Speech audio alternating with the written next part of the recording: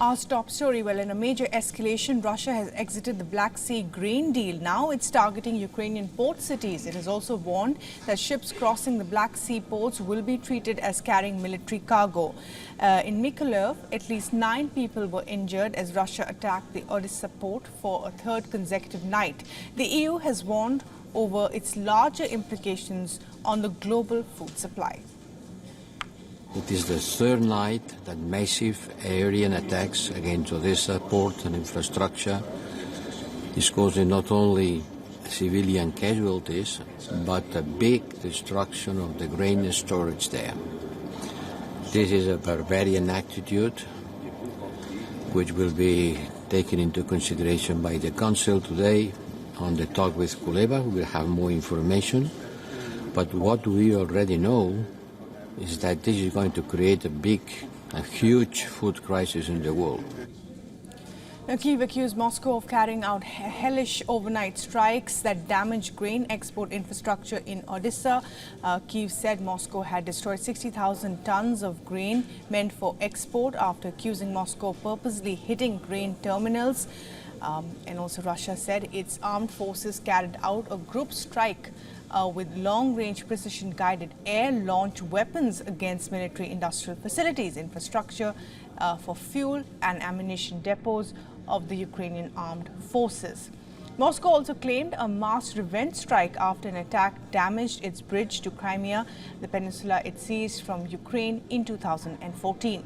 Crucially, the port of Odessa is connected to over 600 ports in more than 100 countries.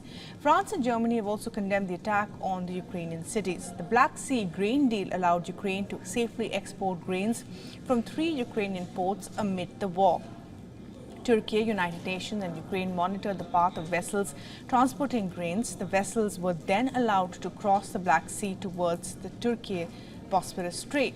Remember, the Black Sea is heavily mined by both the Ukrainian and the Russian forces, but Russia refuses to extend the deal without better terms for its own food and fertilizer sales.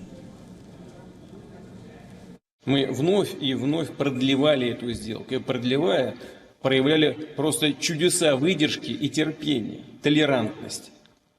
Рассчитывали, что наши зарубежные коллеги наконец начнут в полном объеме соблюдать согласованные и одобренные параметры и условия. Однако ничего подобного. Russia has now said that ships traveling to Ukrainian ports on the Black Sea will be considered carriers of military equipment. Going a step further, Moscow added that it would consider countries of such ships as a party to the Ukrainian conflict and is willing to use force to impose the blockade in the route. Reacting to the development, Washington says Moscow could attack civilian shipping routes. It also says Russia is releasing new mines into the sea. The United States says this poses a threat to food security of the world's poorest people. You see, often dubbed as Europe's breadbasket, Ukraine is one of the world's major producer of grains and oilseeds. It contributes 10% to the global share of wheat exports and almost half of the world's sunflower oil. One thing to note here is that almost 90% of Ukraine's grain exports leave from the Black Sea port. How is this impacting the food prices globally? Well, Chicago wheat futures, a key barometer for global prices, jumped more than 4% after Russia's move. Wheat prices on the European Stock Exchange soared by 8.2% on Wednesday. Prices of corn and soybean are also on the rise. The consequences the step could be grave. Most food insecure countries like Afghanistan, Yemen, Ethiopia, Somalia receive wheat from Ukraine through the World Food Programme initiative. In fact, Ukraine provides more than half of the World Food Programme's wheat grains last year as well.